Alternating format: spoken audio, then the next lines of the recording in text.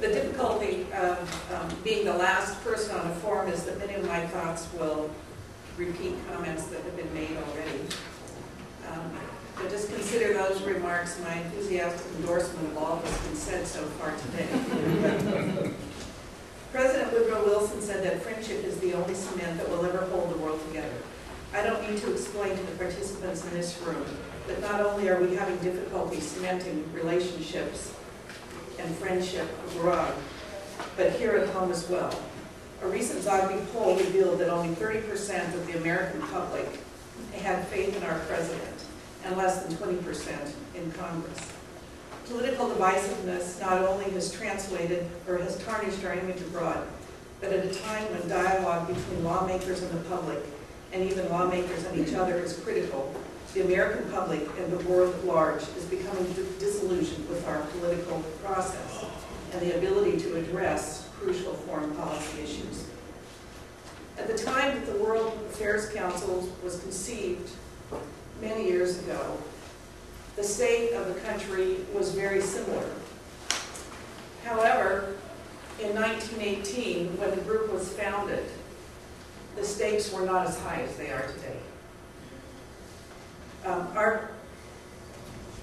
We were a group of people surrounding President Wilson in 1918, after his attempt was failed to form the League of Nations, feared that America would retreat into an isolationist policy, and founded the Foreign Policy Association in New York, which on a national level ultimately became the World Affairs Councils of America.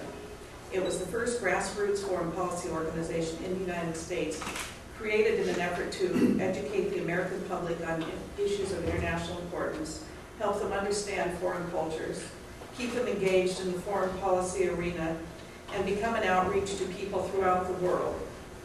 And that now is coined citizen diplomacy. For many years, the United States perhaps had a privilege in the world of not having to understand foreign governments. I think that since 9/11 that we find that we no longer have that privilege, and we will no longer have that privilege again. The members of our organizations are like yours: teachers, diplomats, retired military officers, students, housewives, former members of the Foreign Service, immigrants, businessmen, activists, and anyone who chooses to join, who believes that America's connection to the world is important. We're a nonpartisan, inclusive organization, and our 87 councils host over 2,500 forums nationwide each year in major cities from Philadelphia to San Francisco, from Anchorage, Alaska to Naples, Florida. In addition, we have over 500,000 people who participate in a foreign policy discussion group each year called Great Decisions, which is through our New York Council. And they're presented with two sides of an issue. And this is growing. The interest in foreign affairs we've found in the last 3 or 4 years is just multiplying. The media coverage for our programs, including a radio program that is produced by our San Francisco Council, It's Your World, now is reaching about 20 million people through coverage of various programs and through the radio program, which is aired in 23 states. And we have an international travel program, again from the Philadelphia Council, with over 500 people, and that's up 200 from just 2 or 3 years ago, who travel abroad and they go interesting places, to Libya, Cuba, places that aren't necessarily on your typical travel schedule. Our members carry passports, travel abroad, are involved in civil society, follow foreign policy through the news, become more astutely aware of issues through their participation in local councils, and most important, they vote. And I'm finding as I've traveled the world that that's becoming more and more important to people around the world. Even though people in foreign countries may not have the will or the means to create democracies within their own countries, they highly respect the individual in our democracy in the United States and their ability to have a voice in government. As a result, I've been approached by people and organizations throughout the world who are eager to present their messages to our councils. And At a dinner in London just over a week ago, I was seated by Ambassador Paul Diamond, a career British diplomat. He was very excited about the organization and its soft diplomatic mission, and repeatedly said that we needed to start a council in the UK. He went on to say that after a long career in foreign service, he had come to the conclusion that citizen involvement is not only extremely important, but is a crucial part of diplomacy and an essential diplomatic tool, and felt that it was missing what we had in England. Ambassador Diamond's enthusiasm has been echoed in other parts of the world, including Mexico, India, Romania, and Jordan, to name a few of the areas where we have been asked to explore starting councils. People throughout the world want to be heard and understood by America. Although anti-Americanism is on the rise, I've found and agree with David that people abroad generally like the American public and admire our freedom. I was in Lebanon just a few weeks before the war. There weren't other Americans. There were a group of 10 of us representing the Council on the Leadership Mission. And we met with the President, we met with the late Prime Minister, Larry, and it was a very tense time. And at every meeting, we met with intelligence and we met with defense. At every meeting, the head of our delegation, who was a former member of British Parliament, was saying there is going to be a war. And at this time, it had not been announced. We said it's going to be a war. How are you going to deal with that? How are you going to deal with it? And the discussion was, uncertain. And certainly in the meetings, there was a sense of tension. But every evening, we were invited to the homes of people throughout the country, Muslims and Christians and Druze. And in every instance, they had either had children who had attended school in the United States, or they had been educated in the United States.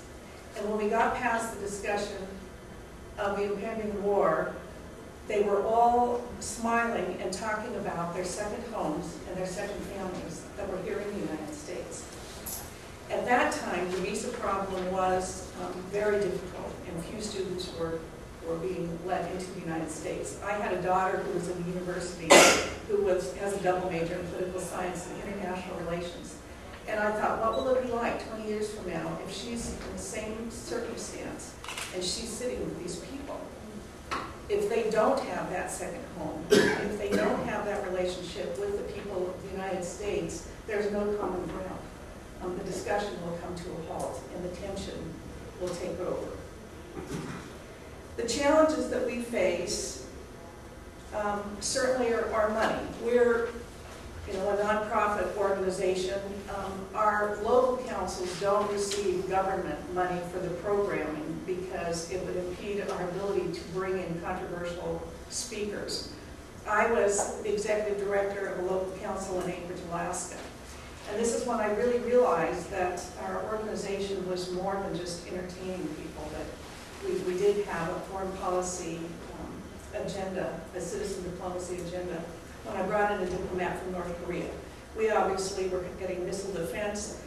There was always talked about that we would be the target. We were the closest.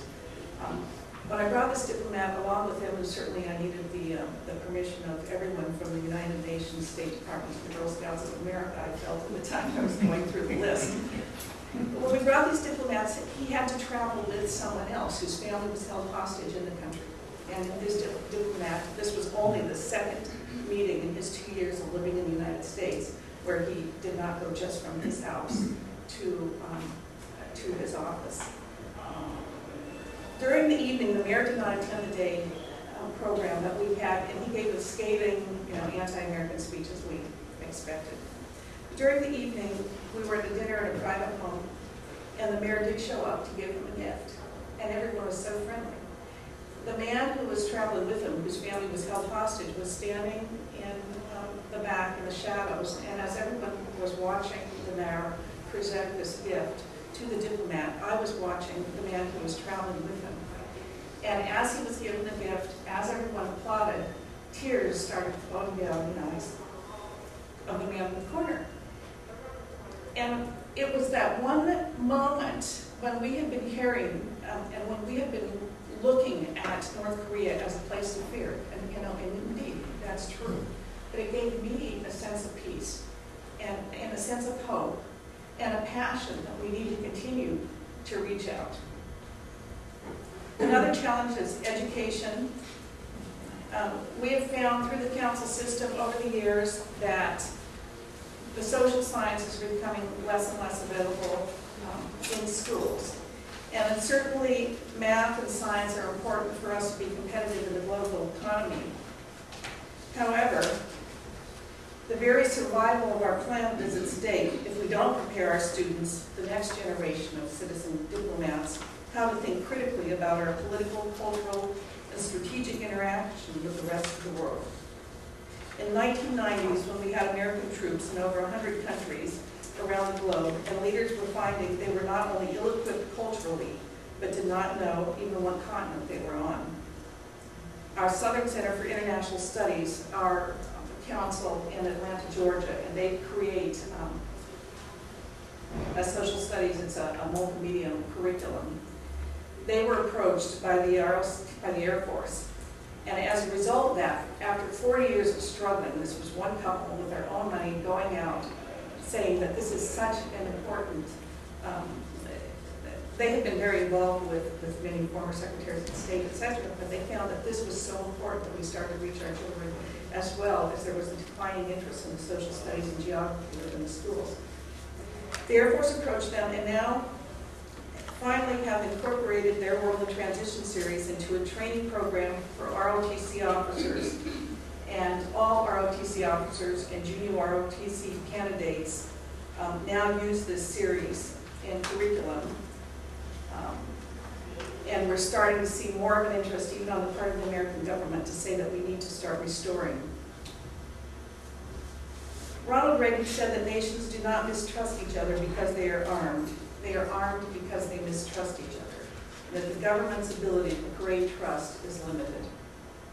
Governments will and must continue to determine who is armed, how dangerous is their arsenal, and where it's aimed.